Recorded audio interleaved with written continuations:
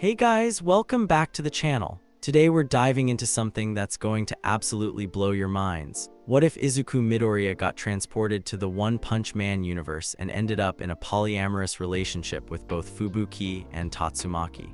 Now hear me out, because this concept is absolutely broken for so many reasons. First off, you've got Deku with One for All, a quirk that's already insanely overpowered, but now he's in a world with completely different power scaling. We're talking about a universe where Saitama can literally one-punch anything, where Tatsumaki can lift entire cities with her mind, and where Fubuki commands one of the most elite hero groups ever. The power dynamics alone are insane, but here's where it gets even more epic. Imagine the emotional complexity. Tatsumaki, who's been emotionally closed off for years because of her trauma, suddenly meeting someone who doesn't fear her power and actually helps her heal. And Fubuki, always living in her sister's shadow, finding someone who sees her individual worth and leadership abilities. Meanwhile, Deku's bringing his whole inspire hope in everyone energy to a world that's way more cynical than his original universe. So we thought, what if we took this concept and made it a full 12-chapter epic where they don't just fall in love, but actually become interdimensional guardians protecting the multiverse itself? We're talking about dimensional rifts, psychic villains that attack their bond directly, and ultimately them having to fight entities that exist between realities. Plus, they end up having a kid who's genetically connected to all three parents because of their dimensional evolution. Like, how epic is that? If this sounds like the most ambitious crossover fanfic concept you've ever heard, smash that like button, hit subscribe, and ring that notification bell, because we're about to deliver something absolutely legendary. Alright, let's dive into this masterpiece. The morning sun cast long shadows across the training grounds of Ua High School as third-year students prepared for what would become the most consequential exercise of their academic careers. Izuku Midoriya adjusted his updated hero costume, the familiar weight of his gauntlets a comfort as he surveyed the assembled students from multiple hero schools. At 18, he had grown into his role as a hero in training, his once nervous demeanor replaced by quiet confidence born from countless battles and hard-won victories. Deku, Katsuki Bakugo's voice cut through the morning air, sharp as always but lacking the pure malice of their youth. "Don't you dare hold back today, I want to see how far you've really come." Izuku smiled, that familiar spark of determination lighting his green eyes. "I wouldn't dream of it, Kacchan." The joint training exercise was designed to simulate a large-scale villain attack requiring coordination between multiple hero schools. Students from Shiketsu, Katsubatsu, and several other institutions had gathered at Yua's expanded training facilities. The scenario involved a villain with an unknown quirk who had taken hostages in a replicated city environment. As the exercise began, Izuku found himself naturally falling into a leadership role, coordinating with Tenya Ida and Shoto Todoroki to establish rescue priorities. His analytical mind, honed through years of quirk observation and battle experience, quickly identified optimal team compositions and strategic positions. "Todoroki, take your team to the eastern sector. Your ice walls can create safe corridors for civilian evacuation," Izuku directed through his comm system. "Ida, coordinate with the Shiketsu students on the perimeter. We need to ensure no one gets past our containment." The exercise was progressing smoothly until the unexpected happened. The actor playing the villain, a pro hero with a space-time manipulation quirk, suddenly stumbled, clutching his chest.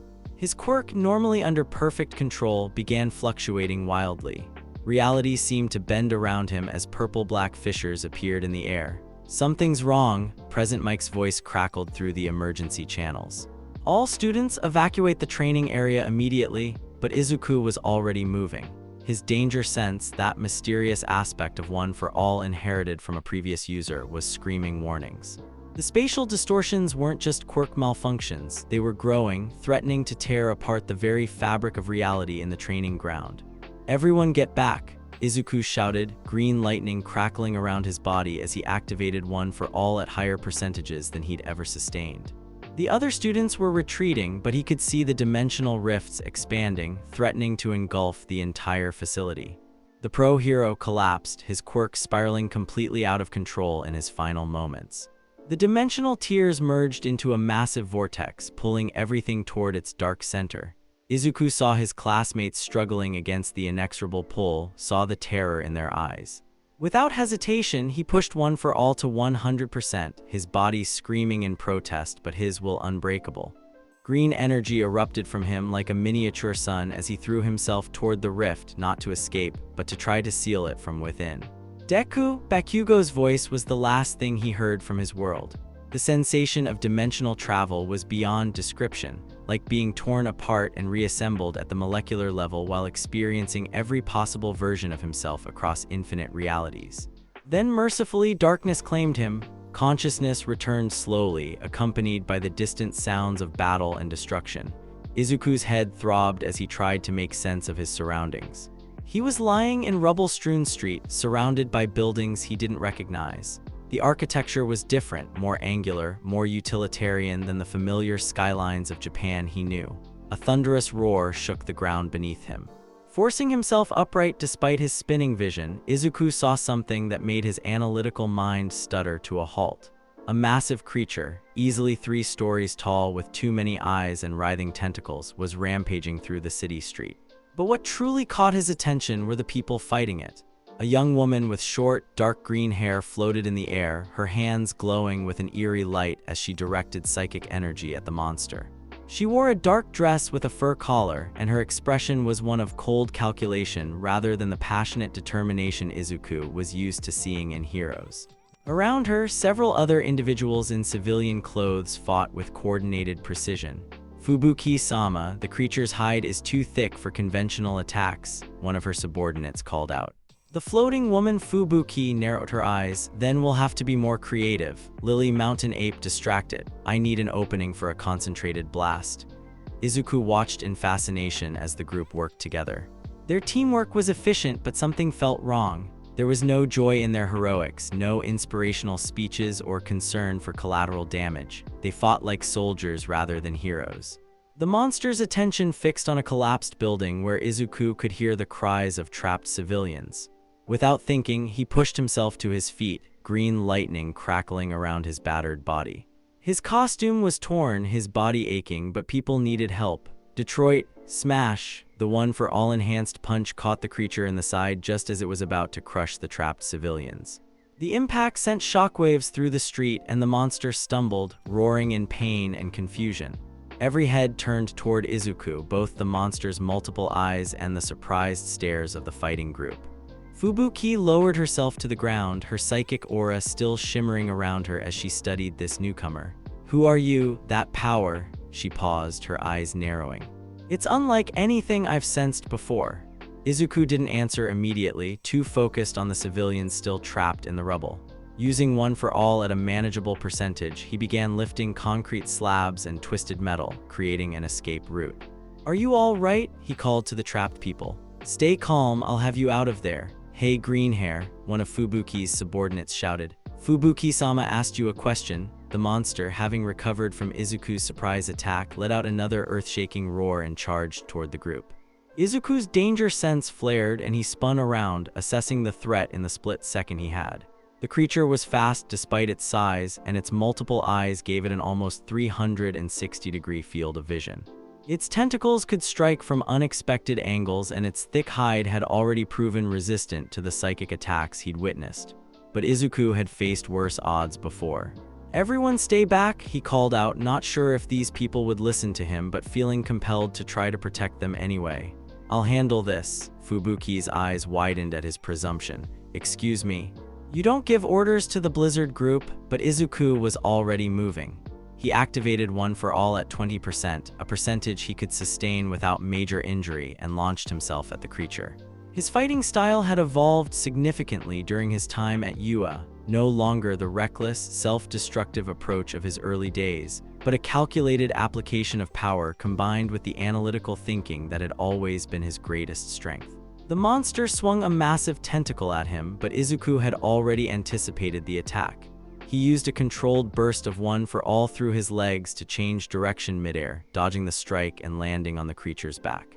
His enhanced strength allowed him to maintain his grip despite the monster's attempts to shake him off. Detroit smash! He roared, driving his fist directly into what he'd identified as a weak point in the creature's armored hide. The blow penetrated deeply and the monster's roar became a shriek of pain, but the victory was short-lived. the creature's remaining tentacles wrapped around Izuku, squeezing with crushing force. His ribs creaked under the pressure and he felt consciousness beginning to slip away again. That's when Fubuki struck. Her psychic energy, focused into a concentrated beam of force, pierced through the creature's head like a spear. The monster collapsed instantly, its tentacles releasing Izuku as it died. Izuku hit the ground hard, gasping for breath and clutching his ribs. Through his pain, he looked up to see Fubuki approaching, her expression unreadable. "You're either very brave or very stupid," she said, extending a hand to help him up. "Probably both. Are the civilians safe?" Izuku managed to ask between labored breaths. Fubuki paused, something flickering across her features. "Yes, thanks to you." She studied his face intently. "What's your name and what organization do you belong to? I've never seen combat techniques like yours." I'm Izuku Midoriya," he replied, accepting her help to stand. "And I'm not sure what organization you mean. I'm a student at UA High School, or I was." The reality of his situation was beginning to sink in. I think I'm very far from home." Fubuki exchanged glances with her subordinates. "You, never heard of it, and that power of yours." She gestured to the lingering traces of green energy around his body. "It's not psychic, but it's not like anything in the Hero Association files either." Hero Association? Izuku's analytical mind latched onto the familiar term. "You mean there are heroes here?" "Official ones here," Fubuki raised an eyebrow. "What do you mean here? This is City Z. Where exactly do you think you are?" The weight of his situation crashed down on Izuku all at once. The dimensional rift, the strange architecture, these people with their unfamiliar fighting styles and terminology. He wasn't just far from home. He was in an entirely different world. He began, then stopped, not sure how to explain something he barely understood himself. "I think I need help." Fubuki studied him for a long moment, her sharp eyes taking in his torn costume, his obvious disorientation, and the genuine concern he'd shown for the civilians. Something about him intrigued her, the way he'd thrown himself into danger for strangers, his polite manner despite being clearly out of his element, and most of all, that mysterious power that felt unlike anything she'd encountered. "Lily Mountain Ape, handle the cleanup here," she ordered her subordinates. "Make sure the civilians get medical attention if needed." She turned back to Izuku. "You're coming with me. Anyone with power like yours needs to be properly evaluated, and you're clearly not from around here." As they walked away from the scene of destruction, Izuku couldn't help but notice the differences in this world.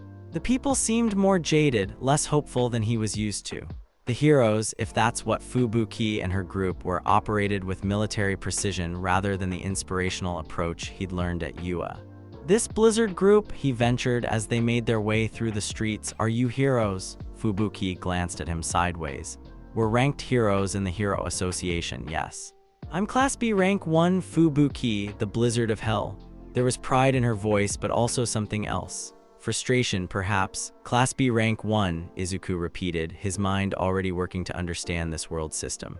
"So there are different classes. What determines the rankings?" "Power, effectiveness, public approval," Fubuki replied. "Class C at the bottom, then B, then A, and finally S-Class at the top."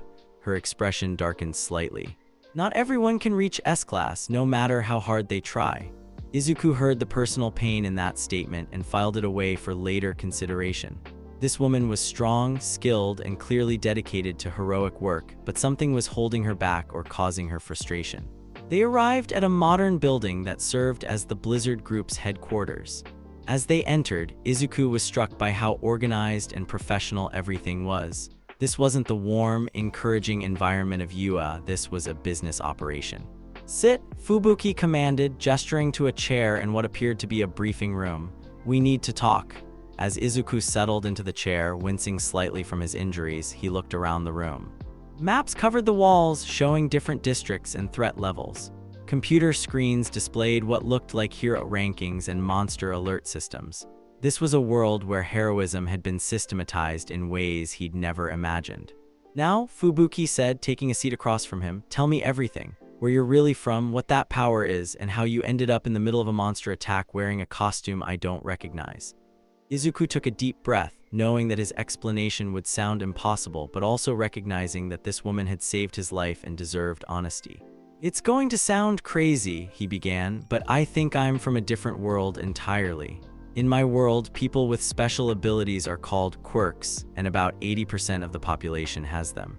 I was training to be a professional hero at a school called Ua High School when a villain's quirk malfunctioned and created some kind of dimensional rift.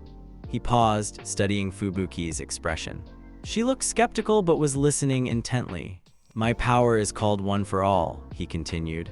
It's a quirk that's been passed down from person to person, accumulating strength with each generation. I inherited it from the symbol of peace, All Might, who was the greatest hero in my world. Other worlds, Fubuki mused, her analytical mind working through the implications. It would explain why I can't read you properly with my psychic abilities. Your energy signature is different. You're psychic, Izuku asked, his natural curiosity overriding his exhaustion.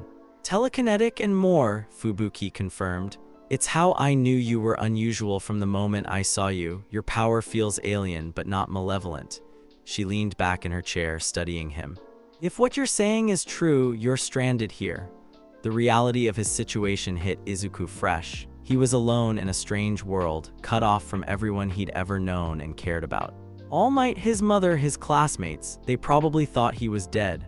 Fubuki noticed his expression change and felt an unexpected pang of sympathy. Despite her calculated exterior, something about this young man's obvious distress touched her. He'd risked his life for strangers without hesitation, had shown concern for her subordinates during the fight, and now faced the loss of everything he'd known with quiet dignity. You can stay here, she found herself saying. At least until we figure out what to do with you. Izuku looked up, surprised by the offer. Thank you. I don't know how I can repay you for your kindness. You can start by getting medical attention for those ribs, Fubuki replied, though her tone was gentler than before. And then we'll need to figure out how to integrate you into this world's systems. Someone with your power can't just disappear into civilian life.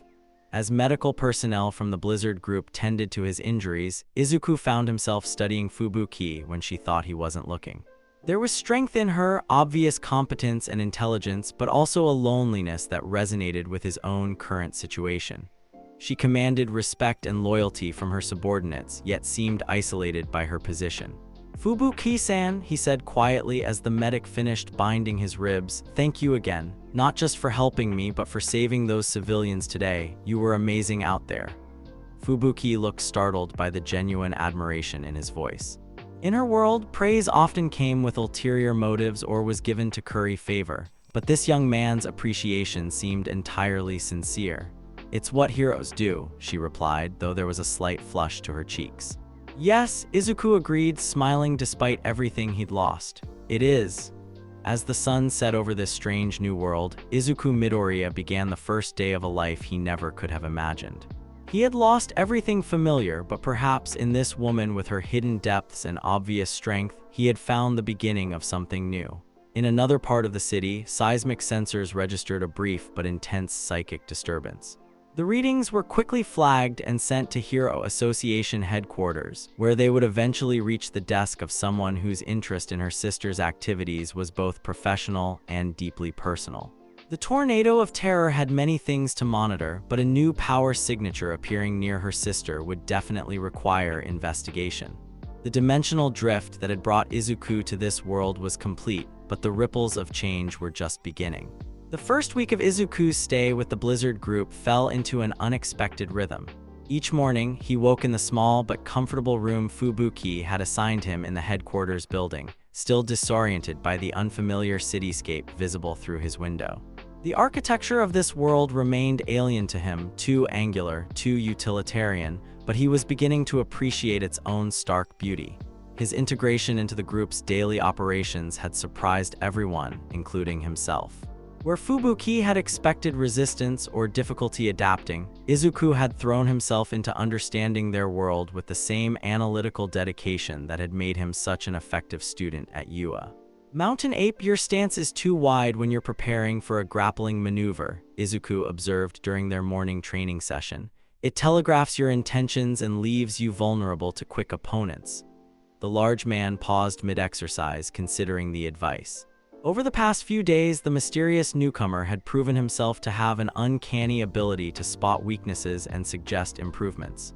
You think so? Try narrowing it by about 6 inches and keeping your weight more centered. Izuku demonstrated the adjustment himself. It'll give you more options for quick directional changes. From her position overlooking the training area, Fubuki watched the interaction with growing fascination. She had initially brought Izuku into the group out of pragmatic calculation. Someone with his power could be valuable, and it was better to have him where she could monitor him. But what she hadn't expected was how naturally he fit into their dynamic. Unlike her usual approach of commanding through authority and carefully maintained distance, Izuku led through genuine care and investment in others' improvement. Her subordinates, who had always respected her but kept their emotional distance, were beginning to open up to him in ways that both impressed and unsettled her. "Lily," Izuku called to the psychic woman practicing her telekinetic precision nearby, "that's excellent control, but have you considered trying to split your focus? If you can maintain multiple smaller manipulations simultaneously, it might give you more tactical options." Lily beamed at the praise and immediately began experimenting with the suggestion. Fubuki noted with a mixture of admiration and something that might have been jealousy how naturally her subordinates responded to Izuku's encouragement. After the training session, Fubuki found herself alone with Izuku as he helped clean up the equipment, another habit that had endeared him to the group. "You don't have to do that," she said, watching him carefully arrange the training weights. "The others can handle cleanup." "I don't mind," Izuku replied, that familiar earnest smile crossing his features. "In my world, we learned that heroes take care of the small things too. Besides, everyone worked hard today." Fubuki studied his profile as he worked. Over the past week, she had been conducting her own quiet investigation into this mysterious young man. His story about being from another world was impossible to verify, but everything about his behavior supported it. His genuine confusion about basic aspects of their society, his unfamiliarity with common knowledge about heroes and monsters, even his fighting style, everything pointed to someone truly foreign to their world. "Tell me about your world," she said suddenly, "about these quirks and your school."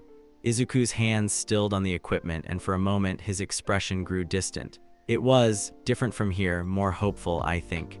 We believed that heroes could inspire people to be better, not just protect them from threats." "You miss it," Fubuki observed. "Every day," Izuku admitted, "but I'm learning that dwelling on what I've lost doesn't help anyone.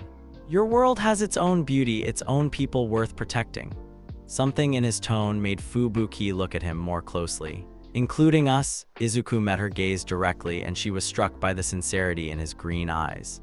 "Especially you. You've saved my life, given me shelter, and asked for nothing in return. In my world or this one, that makes you a true hero." Fubuki felt warmth spread through her chest at his words. Praise was not uncommon in her line of work, but it was usually calculated, given to gain favor or acknowledgement. Izuku's appreciation felt different, genuine, and without hidden agenda. "I'm not as heroic as you think," she found herself saying. "I have my own ambitions, my own complications." "Everyone does," Izuku replied gently. "What matters is what you choose to do despite them." Their conversation was interrupted by an urgent alert from the Hero Association communication system. A demon-level threat had been detected in the shopping district, a massive creature that seemed to be absorbing the energy from electronic devices and growing larger with each absorption. "Gather the team," Fubuki ordered, immediately shifting into her professional persona. Full mobilization. As the Blizzard group prepared for deployment, Izuku automatically began suiting up alongside them. Fubuki caught his arm as he was adjusting his torn costume. "You don't have to come," she said. "You're not officially part of the Hero Association yet." "People are in danger," Izuku replied simply. "That's all that matters." The sincerity of his response sent another wave of unfamiliar warmth through Fubuki's chest. In her world, heroes often calculated risks versus rewards, considered their rankings and public image. But Izuku's response was immediate and unquestioning. People needed help, so he would help them. The battle against the energy-absorbing monster proved to be more challenging than anticipated. The creature had grown to enormous size by draining power from the city's electrical grid, and conventional attacks seemed only to feed its growth. "Fubuki-sama, our psychic attacks aren't effective," Lily called out as her telekinetic strikes were absorbed by the creature's energy field. Fubuki gritted her teeth, analyzing the situation. The monster was too large for her to move with telekinesis, and direct psychic attacks were being absorbed. They needed a different approach. Everyone fall back to safe distance, she ordered. I'll try a concentrated hellstorm attack. Wait, Izuku's voice cut through the chaos. What if we're approaching this wrong? Fubuki paused, looking at him questioningly. In the heat of battle, she found herself naturally deferring to his tactical analysis, something that would have been unthinkable with anyone else. It's absorbing energy, Izuku continued, his mind racing through possibilities. But what if we overwhelmed its absorption capacity, not with raw power but with coordination? What do you mean? Fubuki asked, even as she maintained her defensive psychic barrier against the creature's attacks. Your psychic abilities combined with everyone else's skills applied simultaneously from multiple angles, Izuku explained rapidly. If we can force it to try to absorb more energy than it can process. Understanding dawned in Fubuki's eyes. It could overload and destabilize, but that would require perfect timing and coordination. Then let's coordinate, Izuku said with confidence that made her pulse quicken. I'll distract it and draw its attention. When I give the signal, everyone attacks simultaneously from different vectors. What followed was the most seamless battle coordination Fubuki had ever experienced. Izuku moved with fluid grace, using precise applications of one for all to stay mobile while keeping the creature's attention focused on him. His battle awareness was extraordinary. He seemed to anticipate the monster's attacks before they happened and positioned himself to create openings for the team. Now, he called out, and Fubuki felt a surge of excitement as she synchronized her hellstorm attack with the simultaneous strikes from every member of her team. The creature's energy absorption field flickered, overwhelmed by the coordinated assault. For a moment, it seemed to swell even larger as it tried to process all the incoming energy, and then it collapsed in on itself with a thunderous implosion. In the aftermath, as emergency crews arrived to handle cleanup, Fubuki found herself standing next to Izuku, both of them breathing heavily from the exertion. That was incredible, she said, and realized she meant more than just the battle. The way you coordinated everyone saw the solution when I couldn't. You would have figured it out, Izuku replied modestly. You're brilliant in combat. I just see things differently because I'm an outsider. No, Fubuki said firmly.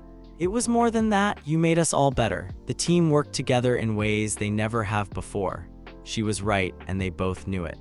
Under Izuku's natural leadership, the Blizzard group had functioned as a true team rather than a collection of individuals following orders. Each member had contributed their strengths while covering others' weaknesses. As they walked back to headquarters, Fubuki found herself stealing glances at Izuku. His torn costume couldn't hide the lean strength of his build, and his gentle demeanor couldn't mask the incredible power she'd witnessed. But what truly drew her attention was the way he interacted with her subordinates, treating each as a valued individual rather than a tool. That evening, after the team had been debriefed and dismissed, Fubuki discovered Izuku on the building's rooftop, staring up at unfamiliar constellations. The stars are different here, he said without turning around. It makes everything feel more real, more permanent. Fubuki joined him at the rooftop's edge, close enough to feel the warmth radiating from his body. Are you having second thoughts about staying? No, Izuku replied without hesitation. Even if I could find a way back, I'm not sure I would take it. This world needs heroes too, and he paused, seeming to consider his words carefully. I'm finding reasons to want to stay. Something in his tone made Fubuki's pulse quicken. What kind of reasons? Izuku turned to look at her, and in the moonlight, his expression was more open than she'd ever seen it. People worth protecting, friends worth fighting alongside. His voice grew softer. Someone whose strength and dedication inspire me to be better. The air between them seemed to crackle with tension. Fubuki had never been one for romantic entanglements. Her ambitions and responsibilities had always taken precedence. But something about Izuku bypassed all her usual defenses. Izuku, she began, then stopped, unsure how to voice the confusion of emotions swirling through her. I know this is complicated, he said gently. I'm still figuring out this world, still dealing with losing everything I knew. But I also can't ignore what I'm feeling. And what are you feeling? Fubuki asked, her voice barely above a whisper. Instead of answering with words, Izuku stepped closer, his hand rising to gently cup her cheek. May I? Fubuki's answer was to close the distance between them, their lips meeting in a kiss that was tentative at first, then deeper as weeks of growing attraction and emotional connection found expression. When they finally separated, both were breathing unsteadily. "This complicates things," Fubuki murmured, though she made no move to step away from his embrace. "Everything worthwhile is complicated," Izuku replied, pressing his forehead against hers. "That doesn't make it less valuable." As they stood together under the alien stars, both knew they had crossed a line that would change everything. What had begun as pragmatic necessity was becoming something deeper and more powerful. Unknown to either of them, their moment of intimacy was being observed from several blocks away. Floating silently in the night sky, surrounded by a barely visible psychic aura, Tatsumaki had finally decided to investigate the unusual energy signature that had been detected near her sister. What she saw made her telekinetic field fluctuate with unexpected emotion. Her sister, always so controlled and calculating, was kissing a stranger with obvious, genuine feeling. The man's power signature was indeed unlike anything she'd encountered, alien but not malevolent, as her initial scan confirmed. More disturbing than the stranger's presence was the expression on Fubuki's face. In all their years, Tatsumaki had never seen her sister look so happy, so genuinely content. A surge of something that might have been jealousy, protection, or simple confusion coursed through the tornado of terror. This required further investigation. As Izuku and Fubuki finally made their way back inside, neither noticed the small tremor that ran through the building, the psychic equivalent of barely contained emotional turmoil. The next phase of their story was about to begin, and it would involve more complications than either of them could have imagined. The Hero Association headquarters buzzed with unusual activity as news of the mysterious new S-Class candidate spread through its corridors. Izuku stood in the testing facility, still somewhat bewildered by how quickly everything had moved. One week he was helping the Blizzard Group with routine monster threats, and now he was being fast-tracked through the Hero Association's most rigorous evaluation process. "Subject demonstrates unprecedented physical capabilities," the evaluator spoke into his recording device as Izuku effortlessly lifted a weight machine that had been designed to test even A-class heroes. "Strength readings are off our current measurement scales." The written exam had been challenging in unexpected ways. While Izuku's analytical mind had easily handled the tactical scenarios and crisis management questions, the Hero Association's approach to heroism was markedly different from what he'd learned at UA. There was more emphasis on public relations, territorial jurisdiction, and bureaucratic procedures than on the inspirational leadership he'd been taught. Still, his performance had been exceptional enough to warrant an immediate S-Class ranking, something that typically took years of proven field experience to achieve. "Congratulations," the association official said, handing Izuku his official hero registration. "You're now S-Class rank 17, hero named Deku. We'll need to arrange a press conference," and the man's words were cut off as every window in the building suddenly exploded inward. Glass rained down like deadly snow as a figure descended through the largest window opening, surrounded by a swirling vortex of psychic energy that made the air itself seem to scream. Tatsumaki, the tornado of terror, had arrived. She was smaller than Izuku had expected from the hushed, fearful whispers he'd heard about the S-Class rank 2 hero. Petite and seemingly delicate, with bright green hair that whipped around her in the psychic maelstrom. But the power radiating from her was absolutely terrifying, like standing next to a barely contained nuclear explosion. "Where is he?" she demanded, her voice carrying despite being almost whisper quiet. The association officials cowered behind their desks as debris orbited around her in lazy, threatening circles. Izuku stepped forward, recognizing immediately that he was the cause of this destruction. "I'm Izuku Midoriya. I assume you're looking for me." Tatsumaki's intense green eyes, so similar to her sister's yet infinitely colder, fixed on him with laser focus. "So you're the one who's been manipulating my sister." "I haven't manipulated anyone," Izuku replied calmly, though his danger sense was screaming warnings. "If you're concerned about Fubuki, perhaps we could discuss this somewhere with fewer civilians around." Tatsumaki's response was to launch him through the wall with a casual gesture. Izuku barely managed to activate one for all at 30% before he impacted the side of a building 3 blocks away. The reinforced concrete cracked under the force, but his enhanced durability kept him conscious and relatively uninjured. He had barely pulled himself from the crater when Tatsumaki appeared in front of him, floating at eye level with her arms crossed. "Impressive," she said, though her tone suggested anything but approval. "Most people would be paced after that, but then again, you're not from around here, are you? How did you? Izuku began, then stopped himself. If she was half as intelligent as she was powerful, she would have already investigated him thoroughly. Dimensional energy signatures, foreign fighting techniques, power readings that don't match any known classification, Tatsumaki listed with clinical precision. The question is what you want with my sister. Another psychic blast sent Izuku tumbling through a thankfully abandoned storefront. This time he was ready, using controlled bursts of one for all to maintain his balance and minimize the damage to the surrounding area. I don't want anything from her, he called out as he dodged a barrage of debris. Fubuki saved my life, gave me shelter when I had nothing. I care about her. Care? Tatsumaki's laugh was sharp and bitter. You've known her for barely 2 weeks. What could you possibly understand about caring for her? Izuku's temper, usually so well-controlled, began to flare. Not at the attacks, he understood protective instincts, but at the dismissive way Tatsumaki spoke about her sister's judgment. I understand that she's brilliant, dedicated, and stronger than you give her credit for, he shot back, using a Delaware smash to deflect a chunk of concrete. I understand that she's spent years trying to prove herself worthy of your respect, and that she deserves better than being treated like she can't make her own decisions. The psychic assault stopped abruptly. Tatsumaki stared at him with an expression he couldn't read, floating motionless in the debris-filled street. What did you say? She asked, her voice dangerously quiet. Fubuki isn't a child who needs protection from her own choices, Izuku continued, his protective instincts overriding his caution.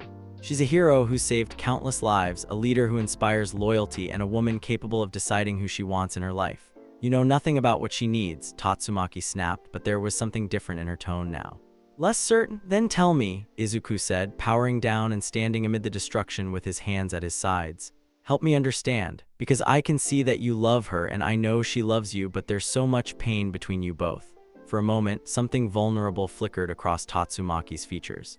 Then her psychic aura flared again, lifting both of them high above the city. You want to understand, she said, her power holding him suspended in the air. Fubuki has always been weak, always needed protection. Every time she tries to be independent, she gets hurt. Every time she trusts someone, they disappoint her. And you think I'll disappoint her too? Izuku asked, making no attempt to break free from her psychic hold. I know you will, Tatsumaki replied. Everyone does, eventually. That's why she needs me to. Her words were cut off by a massive explosion from the ground below. Both of them looked down to see a demon-level monster emerging from the city's underground, drawn by the destruction of their battle. Without hesitation, both Izuku and Tatsumaki moved to protect the civilians in the area. Izuku broke free from her psychic hold, not through force, but because she had instinctively released him to focus on the threat. The evacuation zone isn't wide enough, Izuku observed, his analytical mind immediately assessing the situation. That thing's ranged attacks could reach the current perimeter. I can handle one demon-level threat, Tatsumaki replied dismissively, but she was already expanding the evacuation area with her psychic powers. I know you can, Izuku said, surprising her, but we can handle it faster together with less collateral damage. What followed was an impromptu team-up that neither had expected. Tatsumaki's raw psychic power was devastating, but she tended toward overwhelming force that could endanger civilians. Izuku's precision and tactical awareness complemented her abilities perfectly, allowing her to focus her power more efficiently while he handled evacuation and damage control. When a family with a young child found themselves trapped in the monster's path, both heroes moved simultaneously. Tatsumaki's psychic barrier deflected the creature's attack, while Izuku's one for all-enhanced speed got them to safety. In that moment, as they worked together to protect innocents, something passed between them. Not understanding, perhaps, but a recognition of shared purpose.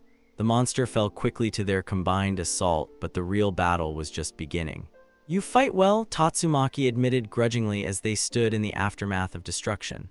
So do you, Izuku replied. Fubuki was right about your incredible power. Fubuki talks about me. The question slipped out before Tatsumaki could stop it, revealing more vulnerability than she'd intended. All the time, Izuku said gently. She admires you more than anyone, but she also worries about how isolated you are, how much pressure you put on yourself. Tatsumaki was quiet for a long moment, staring at the destruction around them. She shouldn't worry about me, I'm the one who's supposed to protect her. Maybe, Izuku suggested carefully, you could protect each other. Before Tatsumaki could respond, Fubuki arrived with the Blizzard group, having rushed to the scene when reports of the battle reached them. "Tatsumaki," Fubuki called out, relief evident in her voice. "Are you hurt? I saw the news reports." She stopped short when she saw Izuku standing next to her sister, both of them looking relatively unharmed despite the destruction around them. "Sister," Tatsumaki said, her usual commanding tone returning. "We need to talk about him." The tension in the air was palpable as the three of them stood facing each other. Fubuki looked between her sister and Izuku, clearly trying to assess what had happened during their confrontation. "Are you both all right?" she asked, her professional composure not quite hiding her personal concern. "We're fine," Izuku assured her. "Your sister was testing me." "Testing you?" Fubuki's eyes narrowed as she looked at Tatsumaki. "Sister, please tell me you didn't attack him without provocation." "I had plenty of provocation," Tatsumaki replied defensively. "Some stranger appears out of nowhere, gets close to you, and you expect me not to investigate?" "I expect you to trust my judgment," Fubuki shot back, her own temper beginning to show. "I'm not a child who needs your approval for every decision I make." Izuku found himself in the uncomfortable position of watching the two most important people in his new life argue about him. His danger sense wasn't triggered by physical threat, but by the emotional minefield he'd stumbled into. "Perhaps," he said carefully, "we could continue this conversation somewhere more private." Both sisters looked at him, then at each other, then at the crowd of onlookers and news cameras that had gathered at a safe distance. "Fine," Tatsumaki said curtly, "but this conversation isn't over." She flew away without another word, leaving Izuku and Fubuki standing in the wreckage of what had been a relatively peaceful city block. "I'm sorry about her," Fubuki said quietly. "She can be overprotective." "She loves you," Izuku replied. "I can understand that." Fubuki looked at him with surprise. "Most people who meet Tatsumaki come away thinking she's a monster." "She's not a monster," Izuku said firmly. "She's someone who's been hurt and is trying to protect the person most important to her. I can respect that even if I don't agree with her methods." As they made their way back to Blizzard Group headquarters, Fubuki found herself marveling at Izuku's perspective. He had just been attacked by one of the most dangerous heroes in the association, and his response was empathy and understanding. "What did you two talk about during the fight?" she asked. "You mostly," Izuku admitted. "She's worried that I'll hurt you, that I'll disappoint you like others have." "And what did you tell her?" Izuku stopped walking and turned to face her fully. "That you're strong enough to make your own choices about who you trust. That you deserve to have those choices respected." The sincerity in his voice made Fubuki's chest tighten with emotion. "And if she's right, if I am making a mistake, then it's your mistake to make," Izuku said gently. "And I'll do everything in my power to prove that trusting me wasn't a mistake at all." That evening, as Izuku tried to process the day's events in his room, he was surprised by a knock at his door. Opening it, he found Tatsumaki floating in the hallway, her expression unreadable. "We're not done talking," she said simply. "I know," Izuku replied, stepping aside to let her enter. She floated into the room and settled into a chair, her psychic aura finally calm. "Tell me about your world, about these heroes you keep mentioning." For the next hour, Izuku found himself describing Yua High School, All Might, and the philosophy of heroism he'd been taught. Tatsumaki listened without interruption, her sharp mind analyzing every detail. "Your teachers sound naive," she said finally. "Inspiring hope, smiling to make people feel safe." "The world isn't that simple." "Maybe not," Izuku agreed, "but that doesn't mean we should stop trying to make it better." Tatsumaki studied his face, looking for signs of deception or hidden agenda. Finding none, she felt something she hadn't experienced in years, curiosity about another person's perspective. "You really believe that?" she said. It wasn't a question. "I have to," Izuku replied. "If I don't believe we can inspire people to be better, then what's the point of being a hero at all?" Tatsumaki was quiet for a long moment. Fubuki said something similar once. "When we were children, what happened to change that?" The question hung in the air between them. Tatsumaki's expression grew distant, and for a moment, Izuku caught a glimpse of the pain that drove her protective instincts. "The world taught us otherwise," she said finally. "But maybe," she paused, seeming to wrestle with herself, "maybe some lessons are worth unlearning." She stood to leave, but stopped at the door. "If you hurt her, I will end you in ways that will make today's fight look like a friendly sparring match." I understand, Izuku said seriously, but Tatsumaki, she might hurt me too. That's what caring about someone means, giving them the power to hurt you and trusting them not to use it.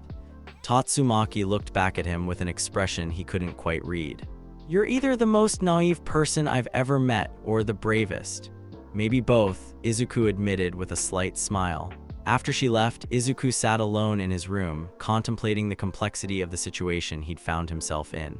Two sisters, both powerful and wounded in their own ways. One who had opened her heart to him, and another who saw him as a potential threat to everything she held dear. What he didn't know was that Tatsumaki had stopped just outside his door, listening to the quiet sounds of him moving around his room. For the first time in years, she found herself genuinely curious about another person. This strange young man from another world who spoke of hope and inspiration as if they were real, tangible things. And for the first time since she was a child, Tatsumaki wondered what it might be like to let someone get close enough to hurt her. The storm was far from over, but perhaps, just perhaps, it might be changing direction. The Hero Association's archives were vast, but Izuku's analytical mind made quick work of sorting through the relevant information. 3 days had passed since his confrontation with Tatsumaki, and he'd spent much of that time researching the tornado of terror and her relationship with Fubuki. What he'd found painted a picture of two extraordinarily gifted children who had been shaped by trauma and isolation. The official records were sparse on personal details, but the pattern was clear. Tatsumaki had been recognized as the most powerful esper in recorded history from a young age, while Fubuki had always lived in her shadow despite being formidable in her own right. Multiple incidents showed Tatsumaki intervening in Fubuki's career, sometimes preventing her from taking risks that could have advanced her ranking. Finding anything interesting? Fubuki's voice interrupted his research. Izuku looked up to find her standing in the doorway of the archive room, 2 cups of coffee in her hands. Even in casual clothes rather than her hero costume, she carried herself with natural elegance that made his pulse quicken. Just trying to understand, he replied, accepting the coffee gratefully. Your relationship with your sister is complex. That's one word for it, Fubuki said with a wry smile, settling into the chair beside him. What's the real question you're trying to answer? Izuku considered his words carefully. I want to help both of you, but I'm not sure how. Tatsumaki sees me as a threat to your safety, and you see her interference as a threat to your independence. But you both love each other deeply. Love can be complicated, Fubuki said quietly. Sometimes the people we love hurt us the most because they're the only ones with the power to do so. Something in her tone made Izuku study her face more closely. Are you speaking from experience? Instead of answering directly, Fubuki stood and moved to the archive room's small window. There's something I want to show you, away from here, away from hero business. Are you free this afternoon? Of course, Izuku replied without hesitation. 2 hours later, they were walking through a quiet district of the city that Izuku hadn't seen before. The architecture here was more residential, more human-scaled than the imposing structures of the Hero Association areas. Fubuki had changed into a simple dress that made her look younger, less like the commanding leader of the Blizzard group and more like the woman beneath the hero persona. This is where I come when I need to think, she said, leading him to a small cafe tucked between a bookstore and a flower shop. It's far enough from the hero districts that no one recognizes me. The cafe was cozy and warm, with mismatched furniture and the comfortable chaos of a place more concerned with atmosphere than efficiency. They found a corner table away from the few other patrons, and for the first time since meeting her, Izuku saw Fubuki truly relax. I've never brought anyone from the group here, she admitted as they settled in with their coffee.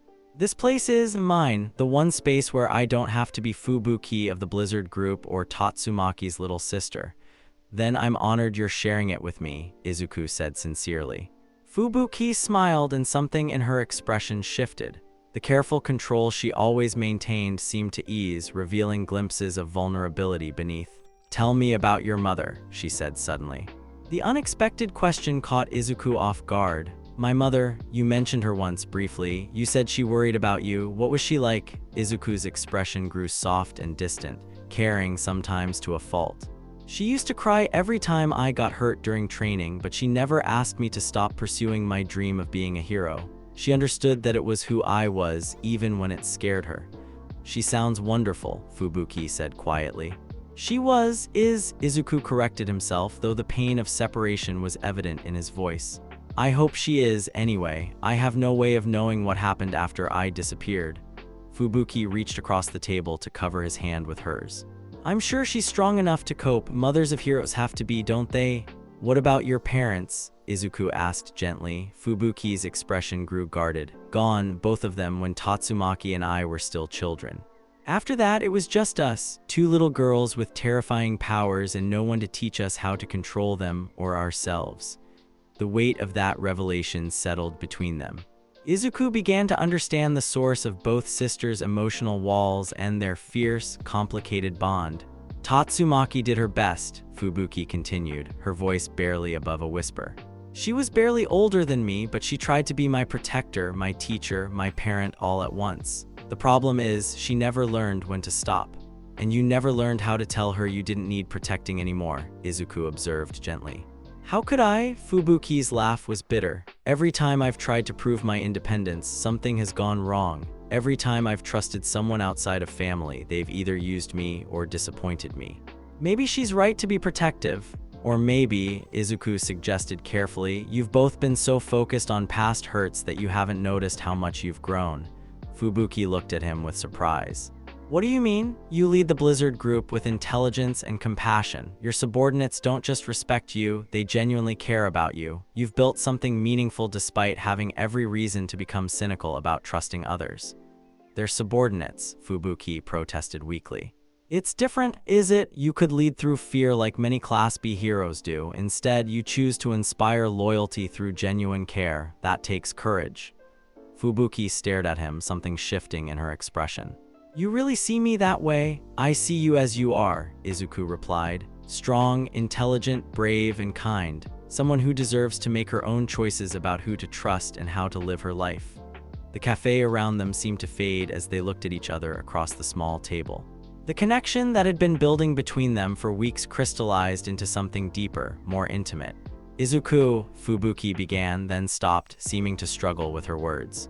What is it? I think I'm falling in love with you, she whispered, the admission clearly costing her considerable courage. Izuku felt his heart skip a beat. The careful emotional walls he'd maintained since arriving in this world crumbled in the face of her honest vulnerability. Fubuki, he said softly, reaching to take both her hands in his. I think I fell in love with you the moment you chose to help a stranger without asking for anything in return. Her smile was radiant, transforming her entire face. For a moment, she looked younger, happier than he'd ever seen her. They might have kissed then, lost in the bubble of their mutual confession, but the moment was interrupted by a subtle shift in the air pressure. Both of them, trained to recognize the signs of psychic activity, looked up simultaneously. Through the cafe's window, they could see a familiar figure floating high above the street, almost invisible against the afternoon sky. Tatsumaki observing them from a distance. She followed us, Fubuki said, though her tone held more resignation than anger. She's worried about you, Izuku replied, not taking his eyes off the distant figure. Can you blame her? Sometimes I wish she would worry a little less and trust me a little more, Fubuki admitted. Their intimate moment was further interrupted by the familiar wail of emergency sirens. Both heroes immediately shifted into professional mode, their personal feelings taking a backseat to duty.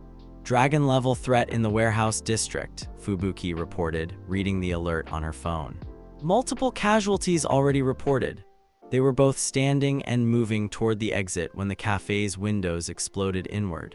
But instead of an attack, it was Tatsumaki making a dramatic entrance, her psychic aura crackling with barely contained energy. Both of you with me now, she commanded, her voice brooking no argument. Sister, you can't just, Fubuki began. The dragon-level threat is unlike anything we've seen before, Tatsumaki interrupted. It's adapting to individual fighting styles in real time. The class heroes on scene are getting slaughtered. Izuku's analytical mind immediately grasped the implications. An adaptive enemy would require coordination between heroes with different fighting styles, multiple approaches simultaneously. Exactly, Tatsumaki said, and for the first time since meeting her, Izuku heard approval in her voice. Your tactical analysis, Fubuki's team coordination, and my raw power. It's the only combination that might work. What followed was their first true team operation. Flying through the city at tremendous speed within Tatsumaki's psychic field, Izuku found himself pressed close to both sisters as they rapidly approached the battle zone. The dragon-level threat was a biomechanical horror that seemed to shift and evolve before their eyes. Each time the class heroes attacked it, the creature adapted its defenses. Conventional tactics were useless. "Fubuki, coordinate evacuation and establish a perimeter with your group," Tatsumaki ordered as they arrived. "I'll engage directly to test its current capabilities." "Wait," Izuku interjected. "If it adapts to individual fighting styles, we need to attack in a way it can't predict or adapt to." "What do you suggest?" Tatsumaki asked, hovering impatiently. "Chaos," Izuku replied. "Completely unpredictable attacks from multiple directions. If it can't establish a pattern, it can't adapt." The battle that followed showcased the unique strengths each of them brought. Tatsumaki's overwhelming psychic power kept the creature off balance, while Fubuki's tactical coordination ensured that supporting heroes attacked from optimal angles. Izuku's versatility and analytical thinking allowed him to constantly shift his approach, preventing the creature from adapting to any single strategy. But the real breakthrough came when the creature managed to corner Fubuki during the evacuation phase.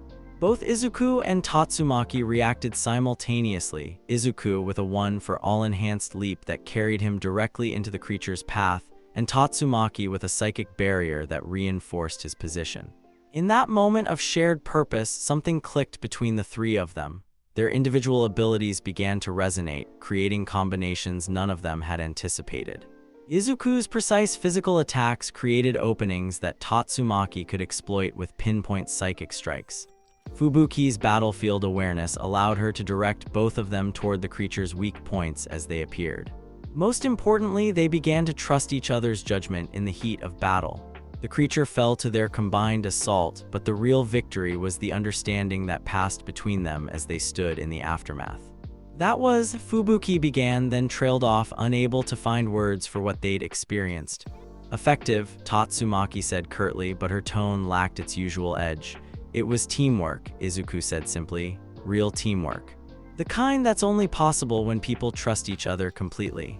Tatsumaki looked at him with an expression he couldn't quite read. "You fought well, both of you." Coming from her, it was high praise indeed. As they made their way back toward the city center, Tatsumaki flying alongside them rather than departing immediately, Fubuki found herself walking between the two most important people in her life.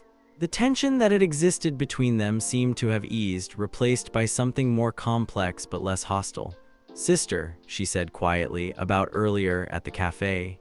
"I saw," Tatsumaki replied bluntly. "You looked happy." The simple observation carried more weight than a lengthy speech might have. For the first time, Tatsumaki seemed to be acknowledging that Fubuki's happiness might be worth considering alongside her safety. "I am happy," Fubuki said firmly, "happier than I've been in years." Tatsumaki was quiet for a long moment, floating alongside them as they walked. "I don't understand it," she admitted finally, "this thing between you and him. But I'm beginning to think that maybe I don't need to understand it to accept it." It wasn't quite approval, but it was the closest thing to acceptance that Tatsumaki had ever offered regarding Fubuki's personal choices. That evening, as the three of them sat in the Blizzard Group headquarters reviewing the day's events, Izuku found himself observing the subtle changes in their dynamic. Tatsumaki had stayed for the debriefing without being asked. Fubuki was more relaxed in her sister's presence than he'd ever seen her, and the hostile tension that had marked his previous interactions with Tatsumaki had been replaced by something that might eventually become mutual respect. "I should go," Tatsumaki said finally, rising from her chair, "but we should coordinate more often. Our fighting styles complement each other well." "They do," Izuku agreed. "Thank you for trusting us today." Tatsumaki paused at the door, looking back at both of them. "Don't make me regret it," she said, but her tone was more warning than threat. After she left, Izuku and Fubuki found themselves alone for the first time since their interrupted moment at the cafe. "So," Fubuki said, a slight smile playing at her lips, "where were we before we were so dramatically interrupted?" "I believe," Izuku said, moving closer to her, "we were discussing how we feel about each other." "Ah yes," Fubuki murmured as his arms encircled her waist. "I believe the conversation was just getting interesting." Their second kiss was deeper than their first, weeks of growing attraction and emotional connection finally finding full expression. When they finally separated, both were breathing unsteadily. "I love you," Fubuki whispered against his lips. "I love you too," Izuku replied, meaning it with every fiber of his being. As they held each other in the quiet of the headquarters, neither of them noticed the small figure floating outside the window, watching them with an expression of confused longing. Tatsumaki had intended to leave immediately after the debriefing, but something had drawn her back. Watching her sister's obvious happiness, seeing the genuine care in Izuku's expression, she felt something she hadn't experienced in years. Envy, not envy of what they had exactly, but envy of their ability to open themselves to that kind of vulnerability. When had she become so closed off? When had protecting herself and Fubuki become more important than actually living? As she finally turned to leave, Tatsumaki found herself wondering what it might be like to be held with such obvious tenderness, to be looked at with such genuine affection. The thought terrified and intrigued her in equal measure. The storm around the three of them was far from settled, but perhaps it was beginning to change into something less destructive and more transformative. The emergency alert came at 3:47 a.m., its shrill tone cutting through the peaceful quiet of the Blizzard Group headquarters. Izuku bolted upright in bed, instantly awake and alert, a skill developed through years of hero training. The alert classification made his blood run cold. Multiple demon-level threats, civilian casualties mounting, all available S-class heroes respond immediately. By the time he'd thrown on his costume and reached the main briefing room, Fubuki was already coordinating with her team members. Her professional efficiency couldn't quite mask the concern in her eyes as she reviewed the incoming reports. "It's a coordinated attack," she explained as Izuku joined her at the tactical display. 7 different demon-level monsters appearing simultaneously across the city. They're specifically targeting evacuation routes and emergency shelters. "That's not random monster behavior," Izuku observed, his analytical mind working through the implications. "Someone's controlling them. The Hero Association thinks so too. Tatsumaki is already en route to the largest threat downtown, but with this many simultaneous attacks." Fubuki's voice trailed off as they both understood the horrible mathematics of the situation. Even with all available heroes deployed, there simply weren't enough S-class and high-class heroes to handle 7 demon-level threats without significant casualties. "Fubuki-sama," Lily interrupted urgently, "we're getting reports that one of the monsters has broken through the elementary school's evacuation perimeter. There are children trapped inside." Without hesitation, both Izuku and Fubuki were moving toward the exit. The elementary school was only 6 blocks away within their response zone. What they found when they arrived was a nightmare scenario. The monster was unlike anything in the association's files, a writhing mass of tentacles and razor-sharp appendages that seemed to phase in and out of solid matter. It had cornered nearly 30 children and their teachers in the school's gymnasium, playing with them like a cat with trapped mice. "Spectral-type monster," Fubuki assessed quickly. "My psychic attacks might not be fully effective against its non-corporeal states. Then we'll have to get creative," Izuku replied, already moving toward the school's rear entrance. "Can you create a distraction while I get the civilians out?" The battle that followed tested both heroes to their limits. Fubuki's psychic barriers were the only thing preventing the monster from simply phasing through walls to reach the trapped civilians, while Izuku had to time his attacks for the brief moments when the creature became solid. They were making progress, slow, careful progress that prioritized civilian safety above all else when disaster struck. The monster, frustrated by their defensive tactics, suddenly changed strategy. Instead of attacking them directly, it phased through the gymnasium floor and emerged directly beneath a group of children who had huddled together in terror. Fubuki reacted instantly, throwing herself between the monster and the children. Her psychic barrier absorbed the creature's initial attack, but the feedback from its spectral energy overloaded her Esper abilities. The backlash sent her crashing into the gymnasium wall with sickening force. "Fubuki!" Izuku's roar shook the entire building as One for All erupted around him at dangerous levels. The monster's moment of solidity as it attacked allowed him to land a devastating blow that sent it reeling, but his attention was already on the motionless figure of the woman he loved. Blood trickled from Fubuki's mouth as he carefully lifted her, her breathing shallow and irregular. The psychic feedback had done internal damage that he couldn't assess, and her usual composed demeanor was replaced by frightening vulnerability. "The children," she whispered weakly, "are they safe?" Izuku assured her, his voice rough with emotion. "They're all safe. You saved them.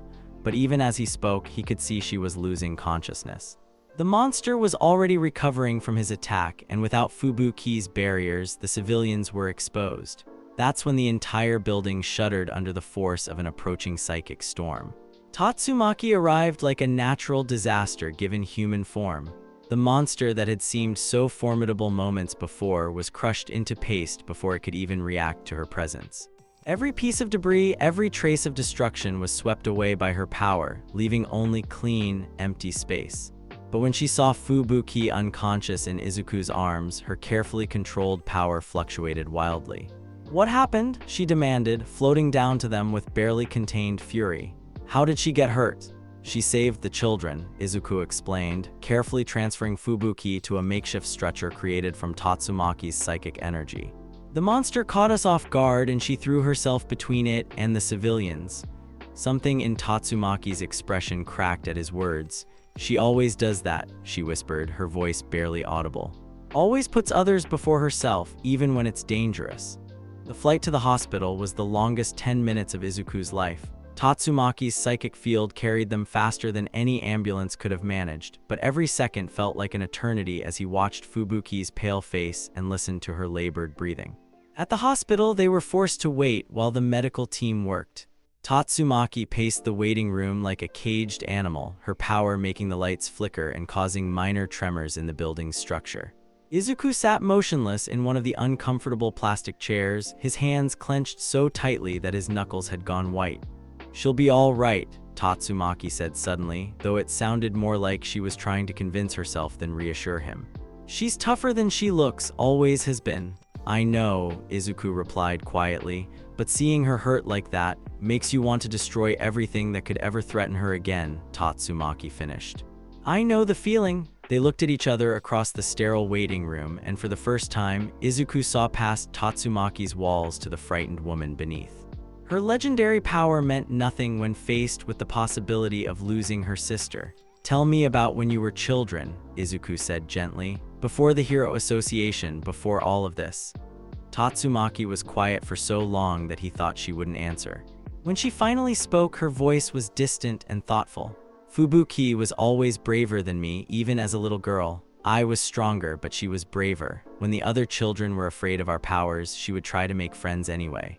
When the adults looked at us with fear or calculation, she still believed in their basic goodness." "What changed?" Izuku asked. "The world did what it always does to naive idealists," Tatsumaki replied bitterly. "It hurt her. Over and over again until she learned to be more careful, more guarded. But even now, when it matters, when innocent people are in danger, she still throws herself into harm's way without hesitation." "That's what makes her a hero," Izuku observed. "That's what makes her vulnerable," Tatsumaki countered. "And I've spent so many years trying to protect her from that vulnerability that I forgot. I forgot that it's also what makes her extraordinary." The admission hung between them, heavy with years of complicated emotion and misguided protection. "I'm not going anywhere, Tatsumaki," Izuku said quietly. "Whatever happens between Fubuki and me, I'm not someone who abandons people I care about." "People I care about," Tatsumaki repeated thoughtfully. "Is that what I am to you, someone you care about?" The question surprised them both. Izuku considered his answer carefully. "You're Fubuki's sister," he said finally. "You're important to her, which makes you important to me. But beyond that, yes, I think I do care about you. You're brilliant, powerful, and devoted to protecting the people you love. How could I not respect that?" Tatsumaki stared at him with an unreadable expression. "Even after I attacked you, even after I've made it clear that I see you as a threat, you were protecting your family," Izuku replied simply. "I can't fault you for that. If anything, it made me trust you more." "Trust me?" Tatsumaki's laugh was short and bitter. "I don't think anyone has ever said they trusted me before." "Then they don't know you very well," Izuku said with quiet conviction. Something shifted in Tatsumaki's expression, a crack in the walls she'd built around herself. For a moment, she looked younger, more vulnerable than he'd ever seen her. "I don't understand what's happening to me," she admitted suddenly. "Ever since you arrived, everything feels different, complicated." "How so?" Tatsumaki was quiet for a long moment, clearly struggling with emotions she wasn't accustomed to examining. "Watching you with Fubuki," she said finally. Seeing how happy she is, how open, it makes me realize how isolated I've become, how long it's been since I let anyone get close enough to matter. Isolation can feel safer, Izuku acknowledged. But it's not the same as being safe, and it's definitely not the same as being happy. I don't know how to be anything else, Tatsumaki confessed, the admission clearly costing her.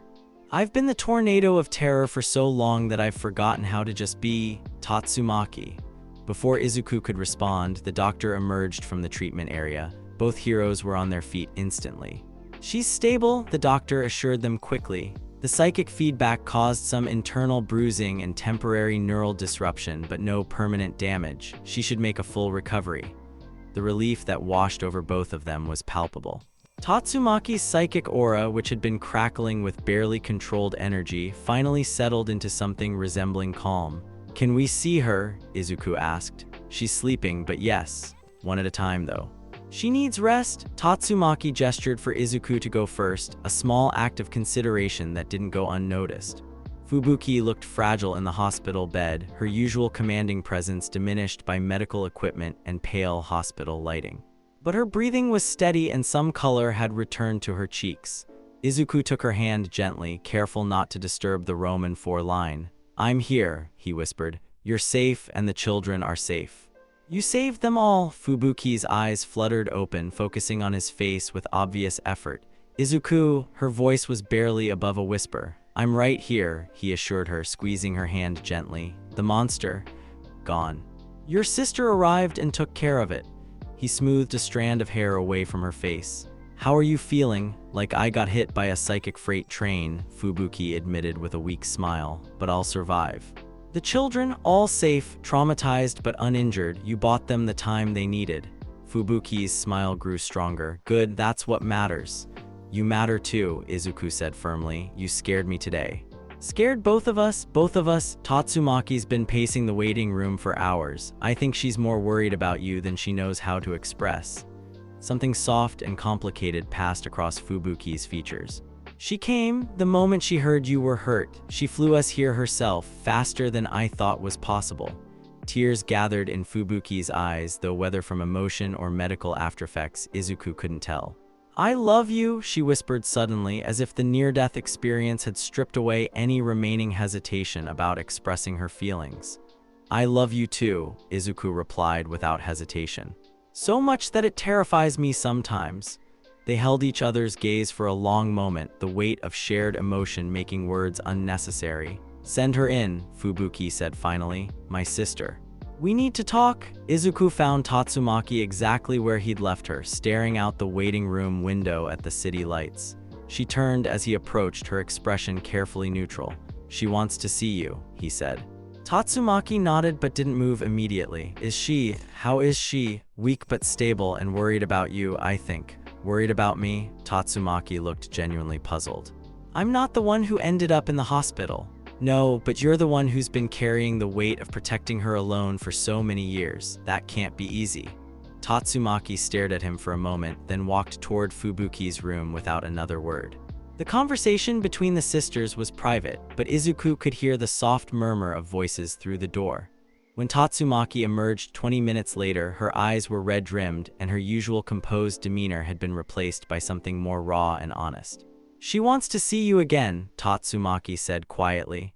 When Izuku returned to Fubuki's room, he found her looking more alert despite her obvious exhaustion. "What did you and my sister talk about?" she asked without preamble. "You mostly, and how much we both care about you." And Izuku sat in the chair beside her bed, choosing his words carefully. "I think she's starting to understand that protecting you doesn't mean controlling your choices, and I think she's beginning to realize how isolated she's become." Fubuki was quiet for a moment, processing this information.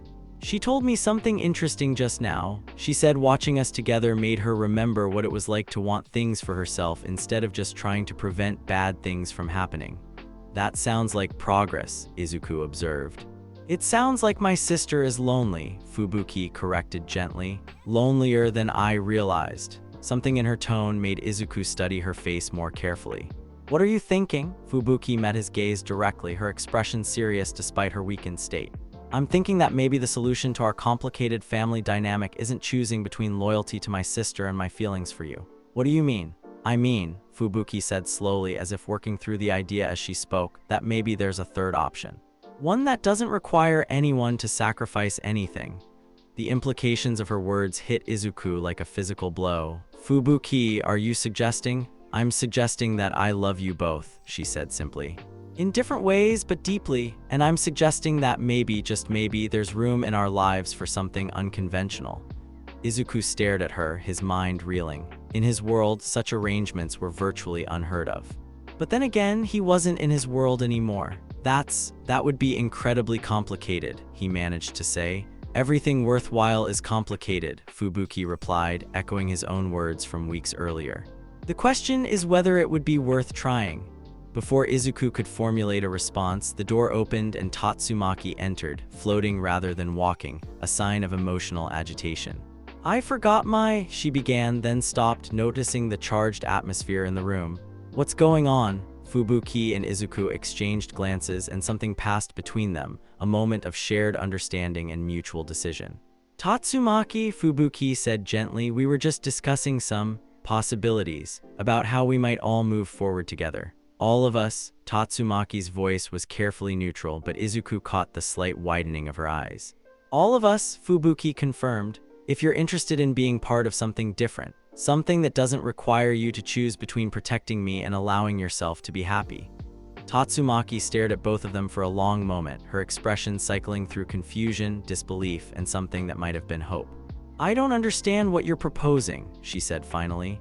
We're proposing, Izuku said, finding his voice and his courage simultaneously, that maybe the three of us could figure out how to care about each other without it being a competition or a threat. The silence that followed was deafening. Tatsumaki's psychic aura flickered wildly as she processed the unexpected proposition.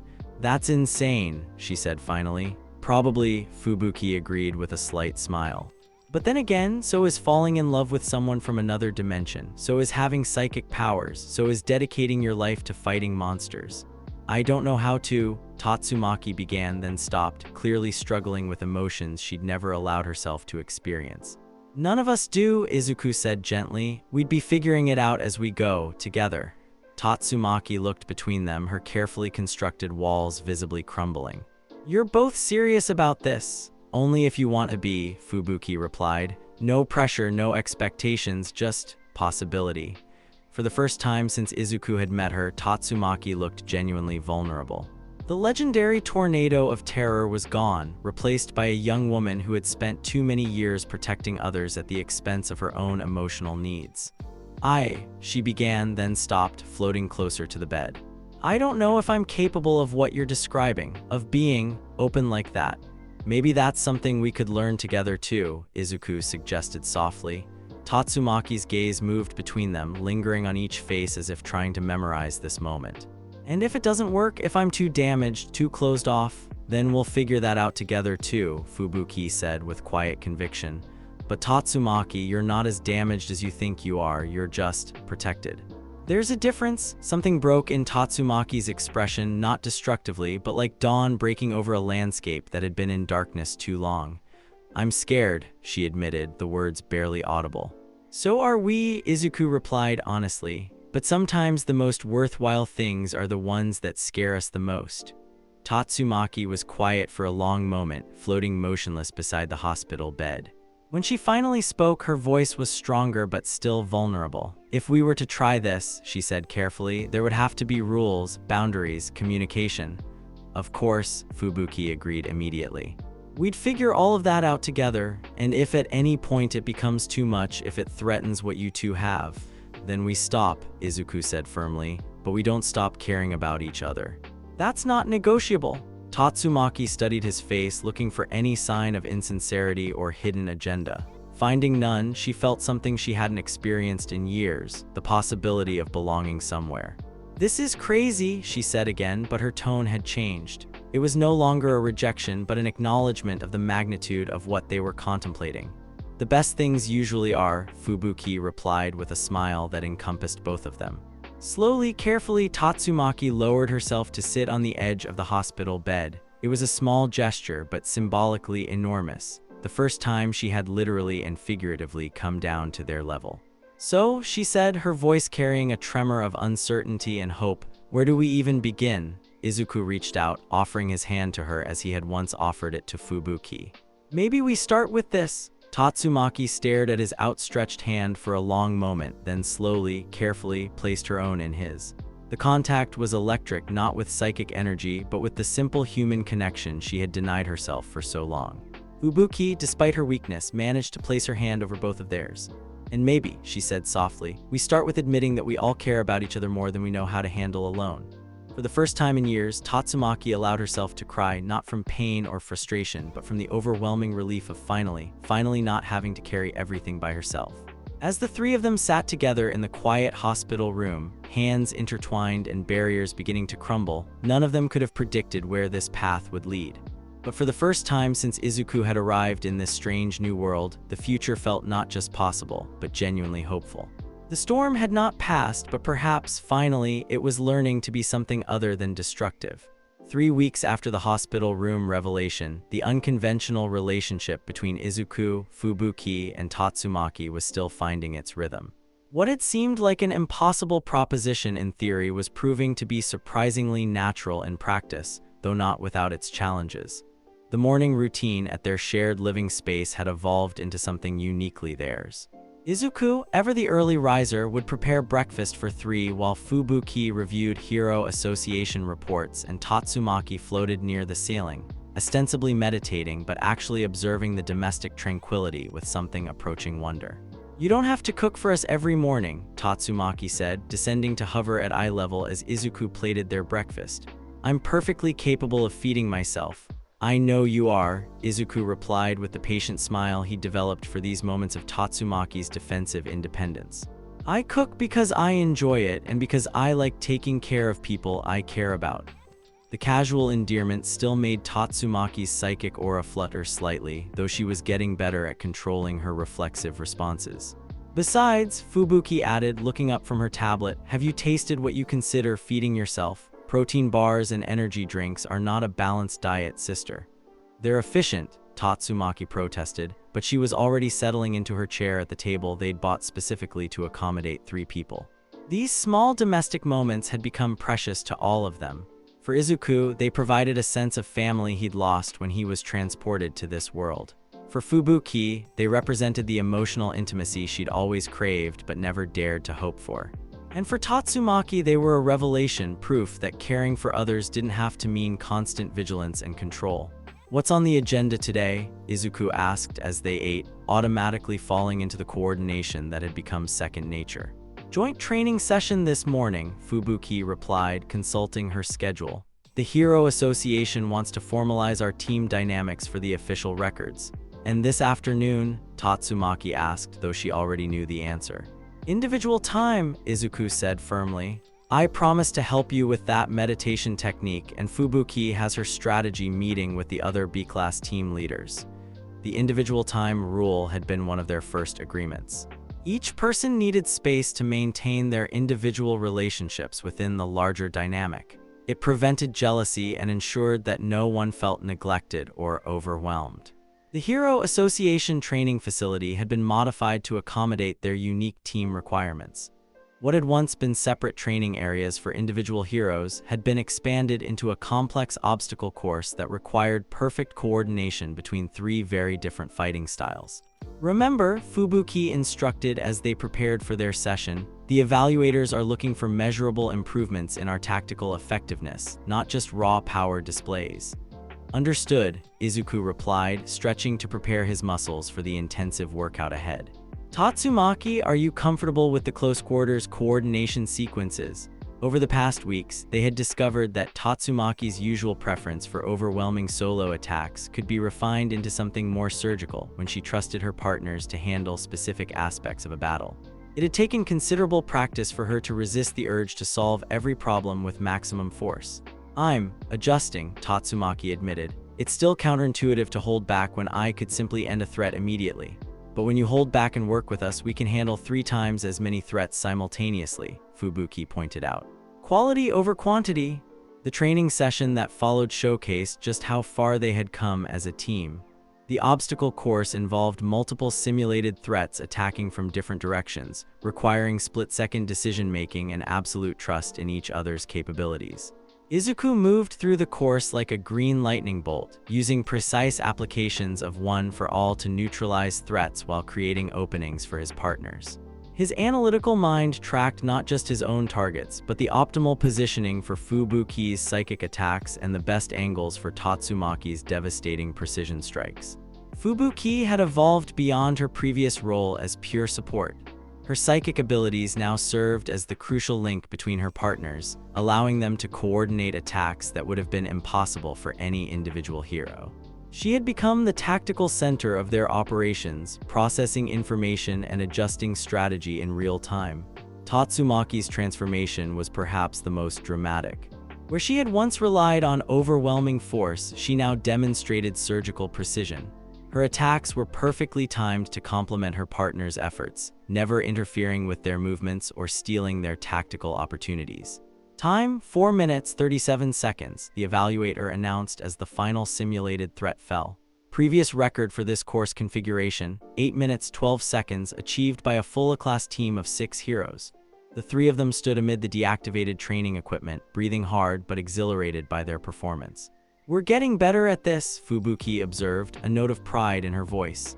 "We're getting better at trusting each other," Izuku corrected gently. "The tactical improvements are just a side effect." Tatsumaki floated down to join them on the ground, a gesture that still felt significant despite becoming routine.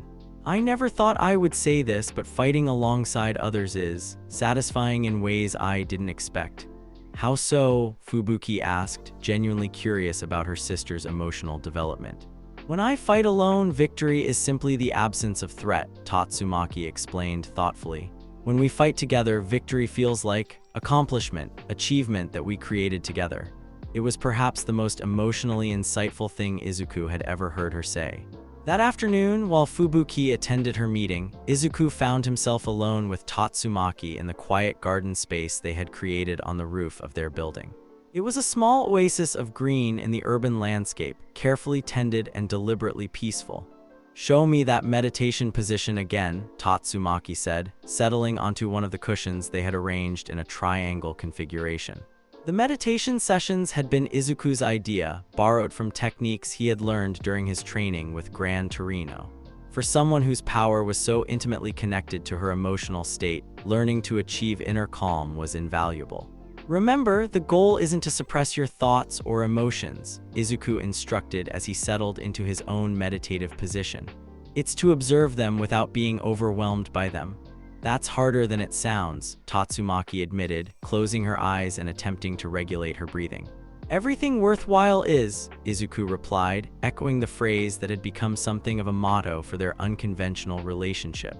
They sat in comfortable silence for several minutes, the only sounds the distant hum of the city and the gentle movement of air through the small garden. For Tatsumaki, these moments of enforced stillness were both challenging and revelatory. Without the constant demands of hero work or the need to maintain her defensive barriers, she could examine feelings she had long suppressed. "Izuku," she said quietly, not opening her eyes, "can I ask you something personal?" "Of course. When you look at Fubuki and me, do you see us as separate people or as parts of some whole?" The question was more complex than it initially appeared, touching on issues of individual identity within their shared dynamic. "I see you as completely separate people," Izuku replied after considering his words carefully.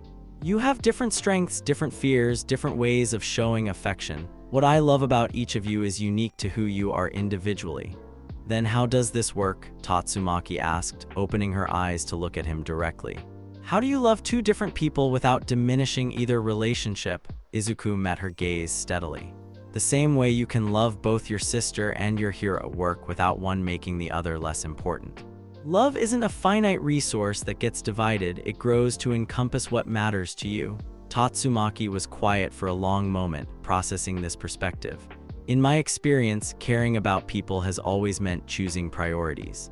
Protecting Fubuki meant putting her needs above everything else, including my own.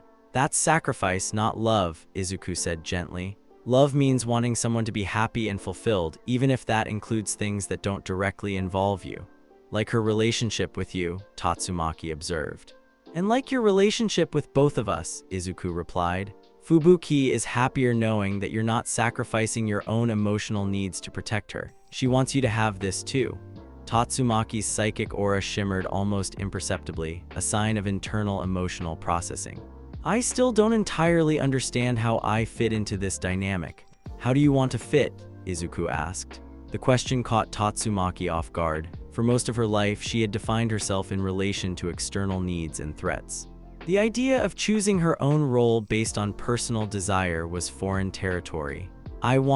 She began, then stopped, seeming to struggle with the admission. I want to matter to both of you. Not just as Fubuki's sister or as a powerful ally, but as myself. You already do, Izuku said with quiet conviction. You matter to me because you're brilliant, fiercely protective of the people you love, and brave enough to try something completely outside your comfort zone. You matter to Fubuki because you're her sister, yes, but also because you're finally letting her see who you really are beneath all those defenses. Tears gathered in Tatsumaki's eyes, something that still surprised her when it happened. I'm not used to being seen as anything other than a weapon or a protector. Then maybe it's time to learn how to be something more, Izuku suggested gently. Their conversation was interrupted by Fubuki's return from her meeting. She found them in the garden, sitting close enough to touch but respecting each other's personal space, a balance they had learned to maintain through trial and error. How did it go? Izuku asked as Fubuki settled onto the third cushion, automatically completing their triangle. Productive, actually, Fubuki replied, though there was a slight tension in her voice. The other B-class leaders are curious about our team dynamic. Some of them are asking whether similar arrangements might be beneficial for their own groups. And how do you feel about that? Tatsumaki asked, picking up on her sister's subtle discomfort. Conflicted, Fubuki admitted. Part of me is proud that we've created something effective enough to inspire others, but part of me is protective of what we have. It feels too precious to be replicated or analyzed. It probably can't be replicated, Izuku observed. What works for us works because of who we are specifically. Another group of heroes might find a completely different dynamic that suits them.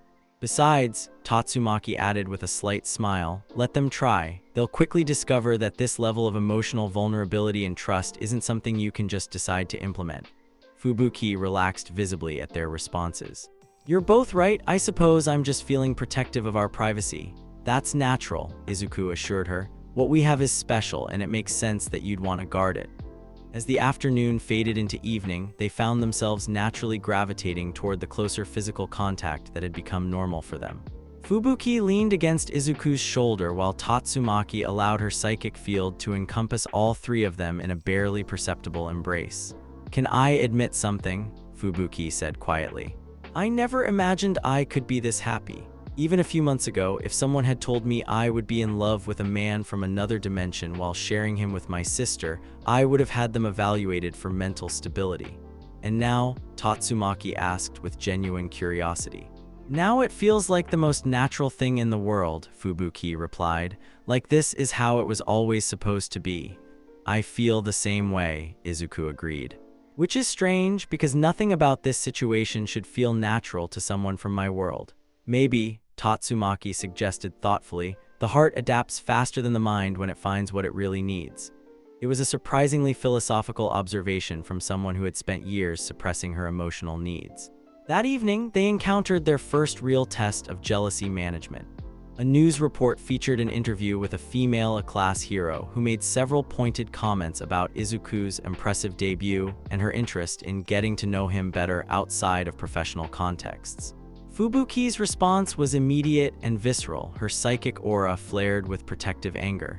Tatsumaki's reaction was more subtle but no less intense, as evidenced by the way every piece of metal in the room began to vibrate slightly.